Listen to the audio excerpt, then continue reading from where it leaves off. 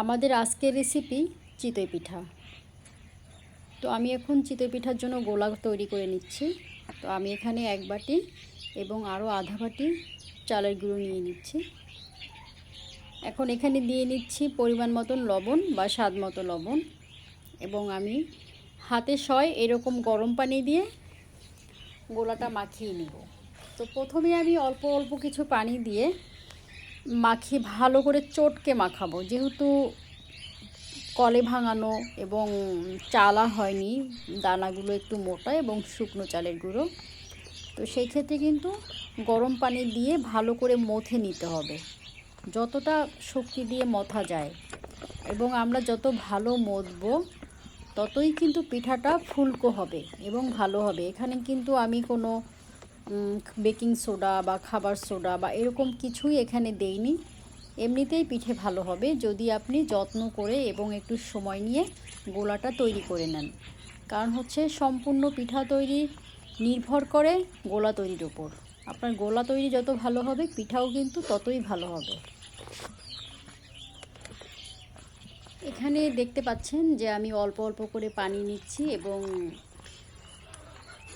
চালের গুঁড়ি ভালো করে মথে নিচ্ছি এবং আস্তে আস্তে করে গোলাটা তৈরি করব। কারণ আমি যদি একবারে অনেকখানি পানি দিয়ে দিই তাহলে কিন্তু বেশি পাতলা হয়ে যাবে, তখন কিন্তু পিঠার যে গোলাটা সঠিক গোলা তৈরি করার ব্যাপার সেটা কিন্তু হবে না।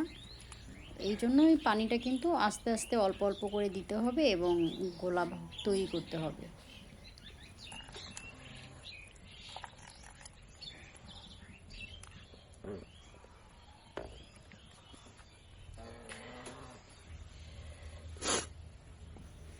চিতই পিঠার জন্য গোলা হয়ে গেছে গোলানো। তো আমি এখন 30 মিনিটের জন্য ঢেকে রাখছি। 30 মিনিট পরে ফিরে আসলাম। আমি এখন চুলাতে মাটির একটি তাওয়া বসিয়েছি। তো আমি এখানে কিন্তু তেল দিয়ে নিয়েছি এবং আমি কিন্তু চিতই পিঠা ভাজার জন্য এই খোলাটাকে, মাটির যে খোলাটা, এটাকে আমি তৈরি করে নিয়েছি তেল দিয়ে। এখন যদি আমি এখানে পিঠাটা তৈরি করি এখানে কিন্তু নিচে লেগে যাবে না বা ধরে যাবে না।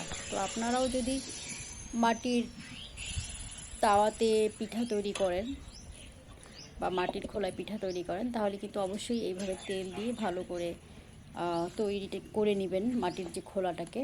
তা না হলে কিন্তু সমস্যা, পিঠা ভালো করে উঠবে না। তো এটা আমার প্রথম পিঠা এবং প্রথম দ্বিতীয় এই পিঠাগুলো কিন্তু একটু প্রবলেম হয়, এবং এই সময় কিন্তু চেক করার সময় যে আসলে পিঠাটা ভালো হলো কিনা বা ভালো হচ্ছে কিনা, এবং পিঠাতে কি কি সমস্যা হলে পিঠাটা ভালো হয় না। একটা হচ্ছে আপনার গোলা যদি সঠিক না হয় তাহলে পিঠাটা কিন্তু শক্ত থাকবে এবং ভালো হবে না, ভেতরে কাঁচা থাকবে।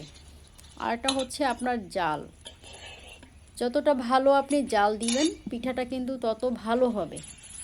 তো এক হচ্ছে জাল, দ্বিতীয়ত হচ্ছে আপনার পিঠার গোলা। এই দুটো যদি ঠিক থাকে তাহলেই কিন্তু আপনার পিঠাটা ভালো হবে, এবং যদি যে পাত্রতে আপনি পিঠাটা তৈরি করছেন সেই পাত্রটাও আপনার ভালো হতে হবে।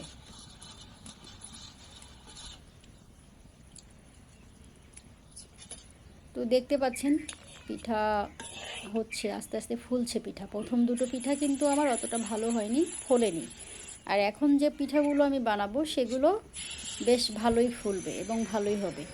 আর একটা ব্যাপার হচ্ছে গিয়ে যে আমরা পিঠা তৈরি করি বা বিভিন্ন রকম খাবার তৈরি করি, সেখানে আমরা টেস্টি সল্ট বা অন্যান্য প্রিজারভেটিভ রং বা বিভিন্ন বিষয় এখানে আমরা ব্যবহার করে থাকি। আসলে এই বিষয়গুলো আমাদের স্বাস্থ্যের জন্য একদমই ভালো না। যতটুকু সম্ভব পরিষ্কার পরিচ্ছন্ন এবং স্বাস্থ্যকর খাবার খাওয়া উচিত, যেটা কিনা আপনার পেটের ভিতরে গিয়ে আপনার লিভার, আপনার কিডনি বা আপনার আরও যা কিছু শরীরের ভেতরে অর্গান আছে সেগুলোকে যেন ক্ষতি না করে। তো সেই দিকে আমাদের খেয়াল রাখা উচিত। দেখছেন পিঠাগুলো খুব ভালো হচ্ছে, এবং আপনারা কিন্তু যারা চিতই পিঠা বানাতে বিরক্ত লাগে বা বানাতে চান না, কারণ অনেক সময় শক্ত থাকে, অনেক সময় গোলাটা সঠিকভাবে হয় না, তো আপনি যদি গোলাটা ভালো করে সঠিকভাবে গোলান একটু বুঝে এবং আমার এই ভিডিওটি দেখেন তাহলে কিন্তু শিখে যাবেন পিঠা বানানো, এবং তখন কিন্তু পানির মতন সহজ লাগবে চিতই পিঠা।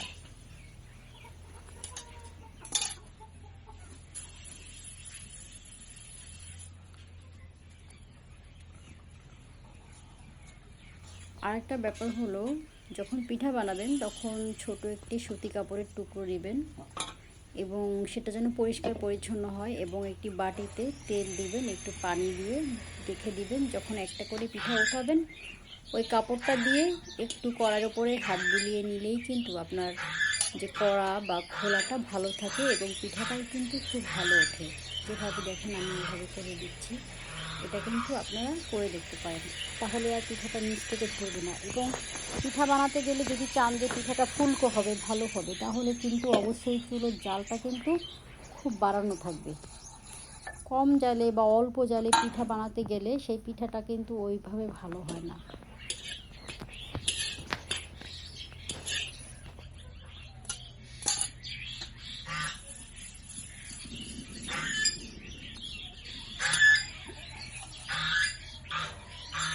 তো আপনারা যারা পিঠা বানাতে চান আর ভয় পাচ্ছেন যে চিতই পিঠা বানানো অনেক কঠিন কাজ, বা এটা বানাতে গেলে নষ্ট হয়ে যাবে বা হবে না, তবে আপনারা কিন্তু চেষ্টা করতে পারেন এইভাবে ফুলকো করে পিঠা বানানোর।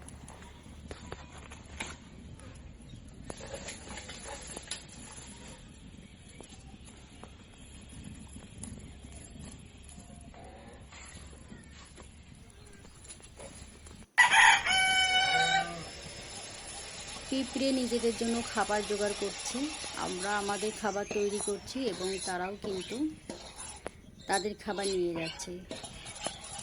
আসলে পৃথিবীতে মানুষ জীবের প্রতি নির্ভরশীল, আবার জীবও মানুষের প্রতি নির্ভরশীল। আমরা আসলে একে অপরের তরে। আরেকটা শিক্ষণীয় ব্যাপার হচ্ছে এখানে যে 10-এর লাঠি 1-এর বোঝা। ওপরে যে পিঁপড়েটি আছে সে অনেক বড়, স্বাস্থ্যসম্মত, তবে নিচের যতগুলো পিঁপড়ে আছে অনেক ছোট। তবে এই নিচের পিঁপড়েগুলো এক হয়ে ওপরের জনকে কিন্তু হারিয়ে দিচ্ছে। তো আমাদের সমাজে যদি সবাই একত্রে থাকা যায়, এক হয়ে থাকা যায়, তাহলে কিন্তু তার ক্ষতি কেউ করতে পারে না। এটা একটা শিক্ষণীয় ব্যাপার। তো হয়ে গেল আমাদের পিঠে। এভাবে পিঠে বানাবেন, খেয়ে দেখবেন, আর বানিয়ে খেয়ে জানাবেন যারা বানাতে পারেন না যে কেমন হলো পিঠে, বা আপনারা বানাতে পারলেন কি না। তো এতক্ষণ সাথে থাকার জন্য ধন্যবাদ। ভালো থাকবেন সবাই। আল্লাহ হাফেজ।